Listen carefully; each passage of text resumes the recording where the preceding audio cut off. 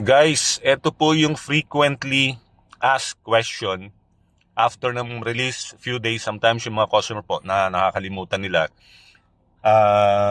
Even na demo ng maayos. Ito po, makikita nyo rito, it's vacant mamaya at saka dito sa taas. Ngayon, if you will see, yan ang tanong nila.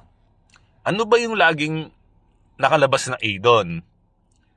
Ngayon, meron pong switch yan dito sa right side mo. Ayan. Ayan po. Pag ito po nakailaw, that means the engine start and off, naka-engage siya. Ngayon, pag nawala po yung ilaw, kaya yung A na automatic is with slash, that means po disengage. Hindi po gagana yung auto switch on and off ng engine.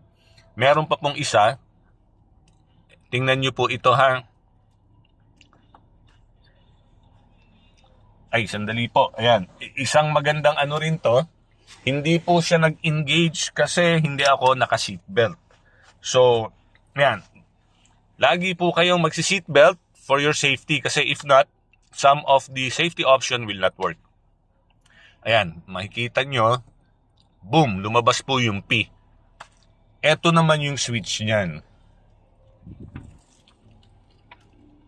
If the lights are on po dyan, that means engage. Pag walang ilaw,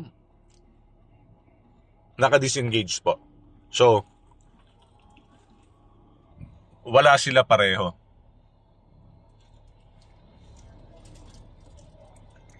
Yan. Okay po, ito yung dalawang switch niya, parehong naka-engage. Okay po. Ito naman is dun sa front parking sensors, disengage din. Okay? Yun lang po, thank you.